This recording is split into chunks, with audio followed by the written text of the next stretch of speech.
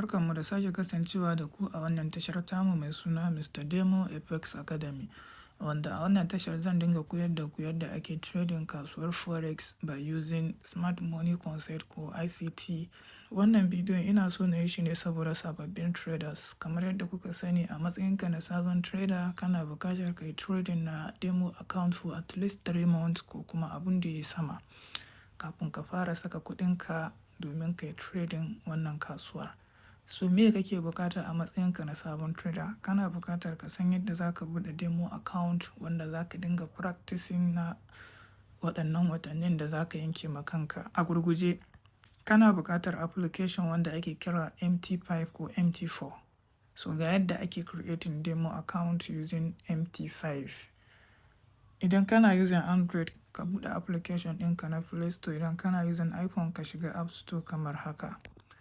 Bayan ka shiga App Store ɗinka ya buɗe, sai ka shiga search, ka danna MT5, kai searching MT5.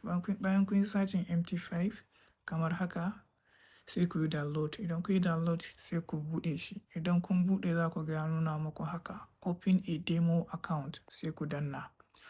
Idan kun danna za ku yi filling waɗannan details ɗin. Bayan haka account ɗinka wanne kake so su baka na demo account ɗin da za ka yi trading na, ya zaɓi lowest, wannan shine $3,000.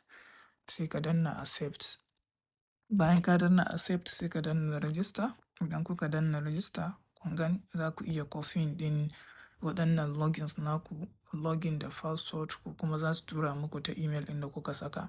Sai ku danna start domin shiga wannan kasuwar. Yanzu kun gani kamar yadda kuke gani, na riga da na buɗe wannan account ɗin na demo mai $3,000. Idan kuka danna trade a nan za ku ga kuɗaɗen da kuke da. Wannan code, idan kana buƙatar wata kasuwa wacce babu ta a nan, za ka danna wannan search in. Idan ka danna shi za ka ga sunan index, sai Nasdaq. Wanne kake so kai adding, sai ka shiga category ɗin. Abun kamar folder ne. Da ka taɓa za ka ga sunan, taɓawa kawai za ka yi ga sunan. Da ka yi sai ka danna. Shikenan, da ka dawo baya za ka ga sunan duk abubuwan da muka danna gashi nan sun shigo a nan wurin. Idan ka danna kana so ka ga chart ɗin shi, za ka taɓa shi kamar haka.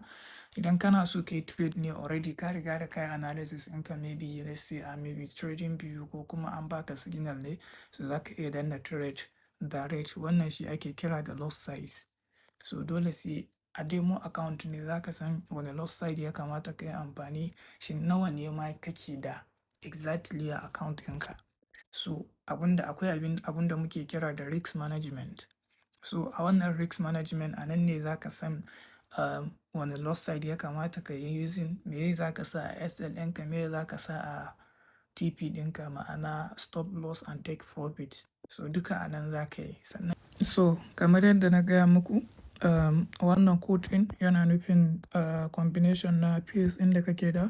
Chart kuma yana nufin inda za ka ga chart ɗinka domin ka yi analysis ɗin kasuwan da ka taɓa.